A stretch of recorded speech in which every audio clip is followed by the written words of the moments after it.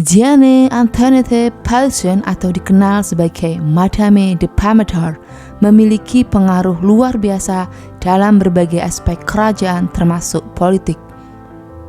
Madame de Pompadour tidak hanya berbagi tempat tidur dengan Raja Louis ke-15, dia juga berbagi kekuasaannya. Sebagai nyonya yang paling berkuasa di pengadilan Prancis, dia memperbaiki kehidupan banyak orang dan menjadi sosok yang dicintai dalam sejarah dan budaya pop Eropa. Jeanne Antoinette Payson lahir pada tanggal 29 Desember 1721 di Paris. Dari pasangan Francois Payson dan istrinya Madeleine de la Motte. Ternyata ayahnya yang bernama Francois Payson terlilit hutang sehingga membuatnya putus asa. Sebagai hukumannya, dia dikirim ke pengasingan pada tahun 1725 dan tidak bisa pulang sampai tuduhan itu dibersihkan selama 8 tahun. Kejahatan seperti itu dapat dihukum mati, namun ia dibebaskan 8 tahun kemudian dan diizinkan untuk kembali ke Prancis. Pada usia 5 tahun, Jeanne dikirim untuk menerima pendidikan kualitas terbaik di sebuah biara Ursuline de Poissy, di mana dia mendapatkan kekaguman karena kecerdasan dan pesonanya. Pada usia 9 tahun, karena kesehatan yang buruk, ia menderita batu orejan sehingga Jeanne Antoinette kembali ke rumah pada Januari 1730. Seorang pria pemodal kaya, Jean-Paris de Montmartre atau pemungut cukai Fermier General, yaitu Charles Francois Paul Lenormand de Tournemont, menjadi wali sahnya ketika ayahnya meninggalkan negara pada tahun 1725 setelah skandal serangkaian hutang yang belum dibayar. Sewaktu muda, ibunya membawanya ke peramal yang bernama Madame de Lepon. Ia meramalkan bahwa Jeanne suatu hari akan memerintah hati seorang raja. Sejak saat itu, ia dikenal sebagai Reinette, yang berarti ratu kecil yang dipersiapkan untuk menjadi nyonya Louis ke-15. Tourneham mengatur agar Jeanne Antoinette menerima pendidikan swasta di rumah dengan guru-guru terbaik pada saat itu. Dari sana dia diajari menari, menggambar, melukis, mengukir, teater seni, dan kemampuan untuk menghafal seluruh drama. Pada usia 19 tahun, Jeanne Antoinette menikah dengan Charles Guillaume Lenormand d'Etioles, keponakan dari walinya Tourneham, yang memprakarsai pertandingan dan insentif keuangan besar baginya. Dan pada tanggal 15 Desember 1740, Tourneham menjadikan keponakannya itu sebagai pewaris tunggalnya. Setelah menikah, Lenormand d'Etioles jatuh cinta dengan istrinya, sementara istrinya mengatakan bahwa dia tidak akan pernah meninggalkannya kecuali untuk raja. Pasangan ini memiliki seorang anak yang meninggal saat masih bayi yang dinamai Alexandrine Lenormand d'Etioles, yang lahir pada tahun 1744, meninggal pada usia 9 tahun. Status perkawinan Jeanne Antoinette memungkinkannya untuk sering mengunjungi salon terkenal di Paris, seperti yang diselenggarakan oleh Miss James de Tencin, Catherine Dutevant, dan lain-lainnya. Di dalam salon-salon ini, ia berpapasan dengan tokoh-tokoh utama pencerahan, termasuk Voltaire, Charles Pinot Duclos, Montesquieu, Helvetius, dan Bernard de Fontenelle. Selain itu, Jeanne Antoinette membuat salonnya sendiri di Toulouse. Dalam lingkaran ini, dia belajar seni percakapan yang baik dan mengembangkan kecerdasan yang tajam yang kemudian dia dikenal di Versailles. Jeanne Antoinette merupakan sosok yang menakjubkan, cantik, dan wajahnya bahkan lebih menarik. Rambut pirang, mata biru, kulit pualam, dan pipi kemerahan langsung membuat Raja Louis XV terpesona. Karena keterlibatannya di Salon Paris serta keanggunan dan kecantikannya, Raja Louis XV telah mendengar nama Jeanne Antoinette. Pada tahun 1744, Jeanne Antoinette berusaha menarik perhatian raja saat dia memimpin perburuan di hutan Senart. Karena dia menempati sebuah perkebunan di dekat lokasi itu, dia diizinkan untuk mengikuti pesta kerajaan dari kejauhan. Raja mengirimi hadiah daging rusa untuknya. Pada bulan Maret, dia resmi menjadi selir di Versailles. Perpisahan resmi antara Jeanne Antoinette dan suaminya diumumkan pada tanggal 7 Mei.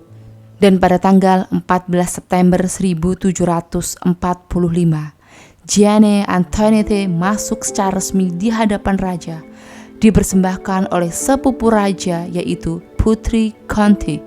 Jeanne Antoinette segera berusaha menjalin hubungan baik dengan keluarga kerajaan. Setelah ratu berkenalan dengan Jeanne Antoinette dalam percakapan bersama, Jeanne Antoinette menanggapi dengan gembira, bersumpah hormat dan kesetiaannya kepada Mary Lezenka atau Sang Ratu. Namun anak-anak Sang Ratu tidak menyukai Jeanne Antoinette. Sebagai imbalannya, Sang Ratu lebih menyukai Jeanne Antoinette daripada selir raja lainnya. Namun, ibunya Jeanne Antoinette meninggal pada hari Natal di tahun yang sama. Dia tidak bisa melihat pencapaian putrinya menjadi nyonya kerajaan yang tak terbantahkan. Melalui posisinya sebagai favorit pengadilan, Jeanne Antoinette memiliki kekuatan dan pengaruh yang cukup besar. Dia diangkat pada tanggal 12 Oktober 1752 menjadi Duchess dan pada tahun 1756 menjadi Dayang Ratu, pangkat paling mulia bagi seorang wanita di istana. Jeanne Antoinette secara efektif memainkan peran Perdana Menteri, menjadi bertanggung jawab untuk mengangkat kemajuan, bantuan dan pemecatan, dan berkontribusi dalam politik dalam dan luar negeri. Kolaborasi Madame de Pompadour dengan Raja Louis XV. Kolaborasinya dengan Raja ada dua, artistik dan politik. Sisi artistik sepenuhnya berhasil.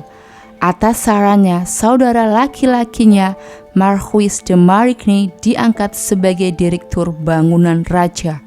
Marquis de Marigny bersama Louis XV bekerja dalam harmoni yang sempurna, merencanakan dan membangun École Militaire dan Place Louis XV yang sekarang menjadi Place de la Concorde di Paris. Sebagian besar Istana Champagne, Istana Petit Trianon di Versailles, sayap baru di Istana Fontainebleau, dan Centau de Bellevue yang indah, serta banyak pavilion dan rumah musim panas. Raja dan Pompadour melindungi semua bentuk seni dekoratif. Pelukis, pematung, pembuat lemari, dan pengrajin bekerja di bawah pengawasan kerajaan. Pabrik porselen terkenal dibangun di Sevres.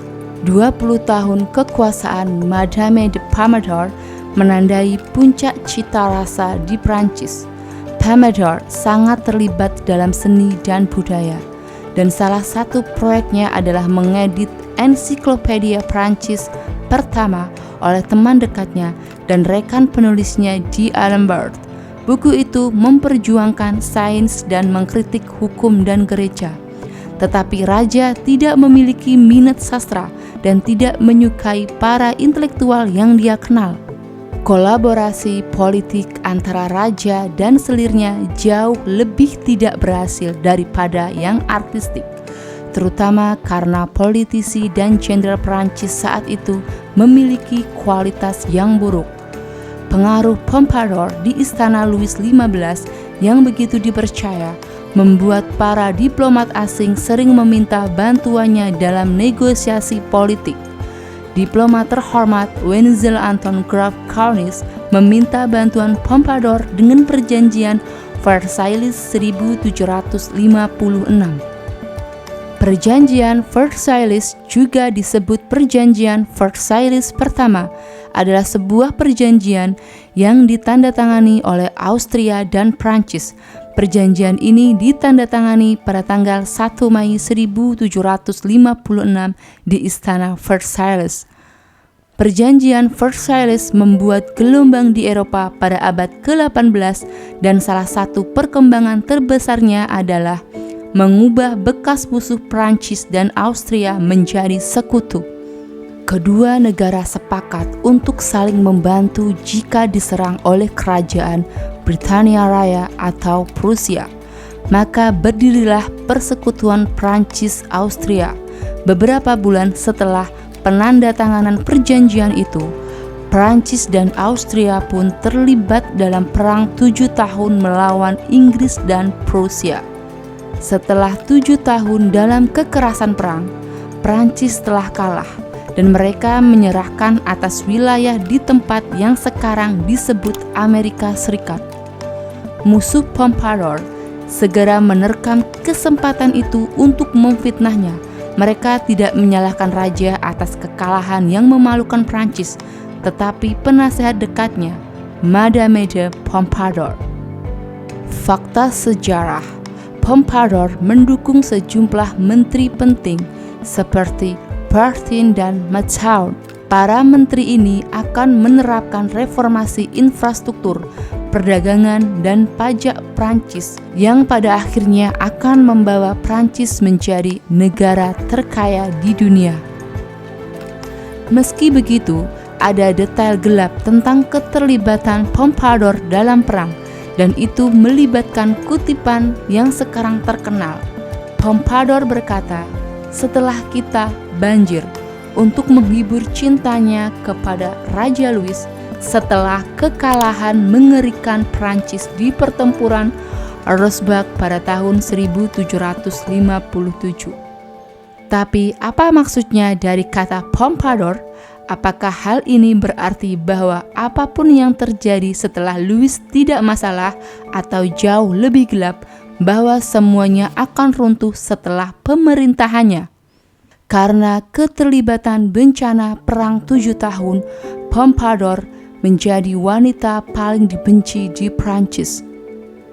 Salah satu tindakan terakhir Pompadour yang paling mulia pada tahun 1762, seorang pedagang Katolik bernama Jean Calas dituduh membunuh putranya, dan meskipun bersikeras bahwa dia tidak bersalah, dia meninggal setelah disiksa secara brutal oleh polisi Prancis.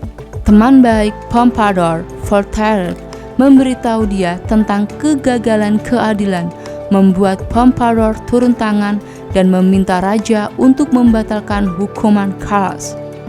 Louis mengesahkan undang-undang yang menekan Yesuit, kelompok Kristen yang sedang naik daun pada saat itu. Masalah ini sangat fluktuatif, tidak hanya membagi Prancis tetapi juga keluarga kerajaan. Meskipun putra-putri dan istri Louis mendukung Yesuit, sementara Madame de Pompadour tidak mendukung Yesuit. Raja Louis akhirnya memihak Pompadour, dan para Yesuit melihat hak-hak mereka sangat berkurang karena kekuasaannya, pengaruh dan penghinaan Madame de Pompadour. Pada Juni 1745, Jeanne Passion menerima namanya yang sekarang terkenal menjadi Madame de Pompadour sebagai hadiah dari sugar daddy-nya, yaitu Raja Louis ke-15. Dia memberikan gelar bangsawan yang menjadi Marquis, tetapi hal itu pun tidak cukup. Pompadour memiliki begitu banyak kekuasaan atas raja, sehingga dia memintanya untuk memberi saudara laki-lakinya gelar bangsawan juga.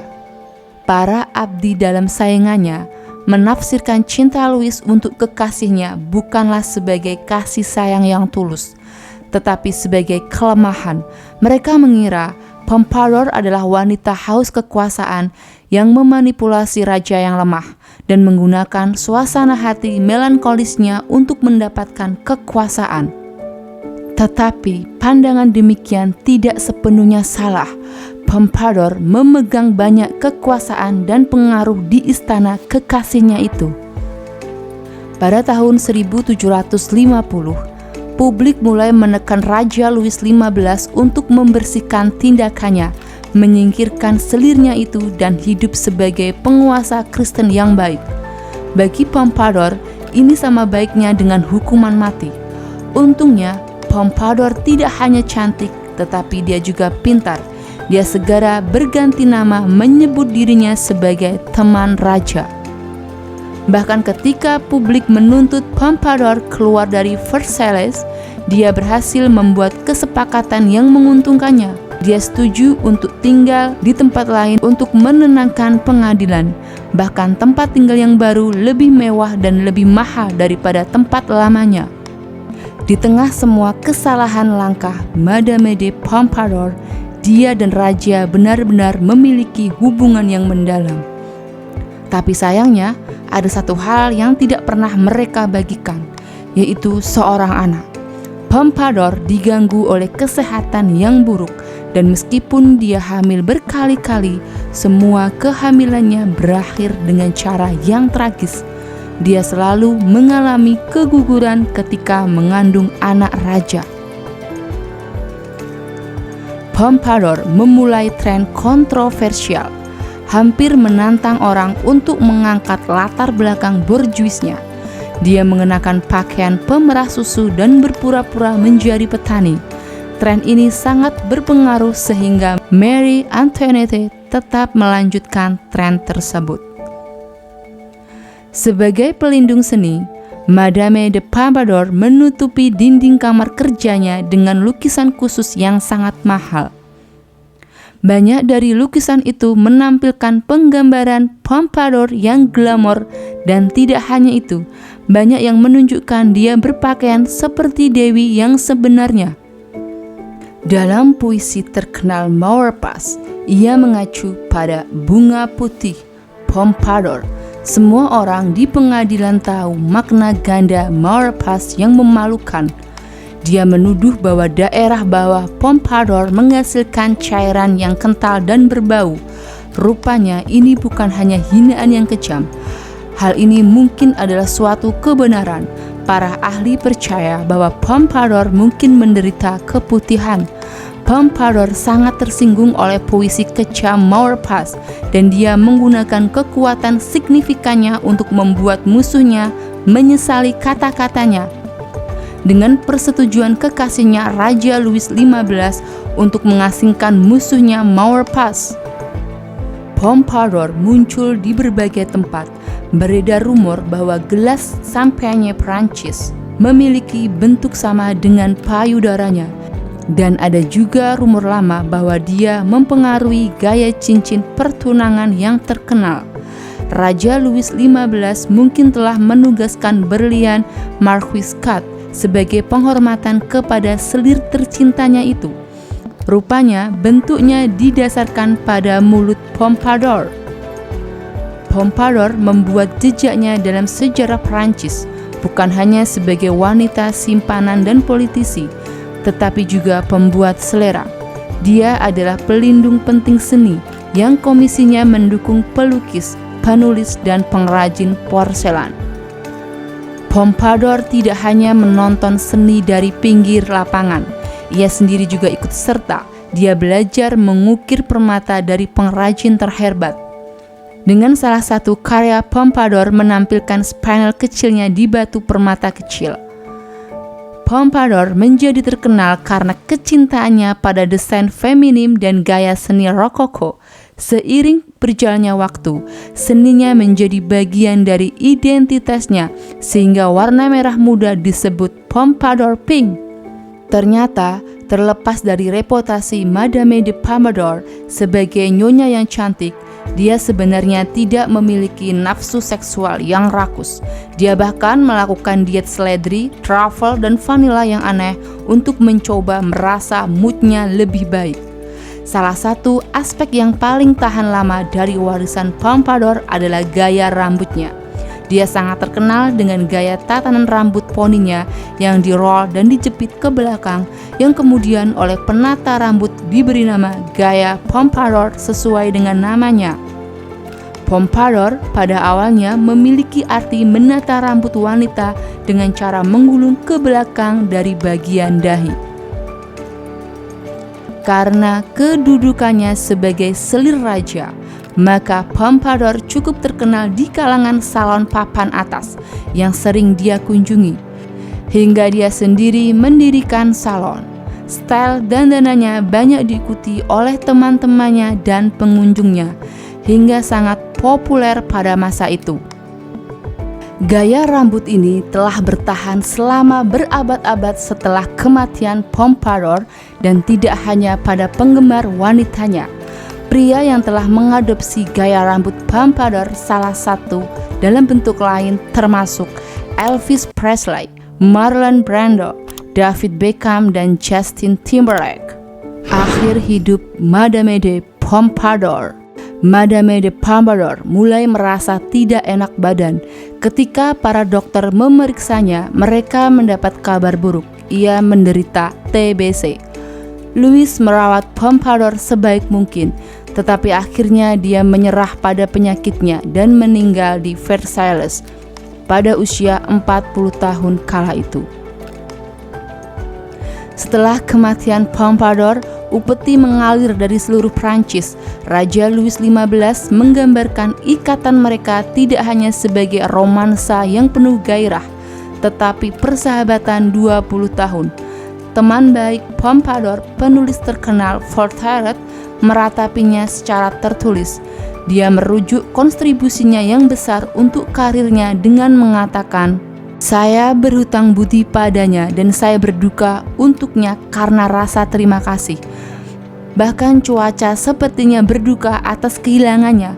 Hujan turun deras pada hari peti mati Pompadour meninggalkan istana." Meskipun raja sangat berduka atas kematian Pompadour, protokol pengadilan melarangnya menghadiri pemakamannya.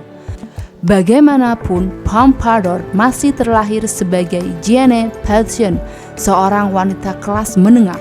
Karena fakta yang tidak menyenangkan ini, dia berpangkat terlalu rendah, maka raja tidak pantas menghadiri pemakaman, bahkan jika raja sendiri adalah pasangan hidupnya.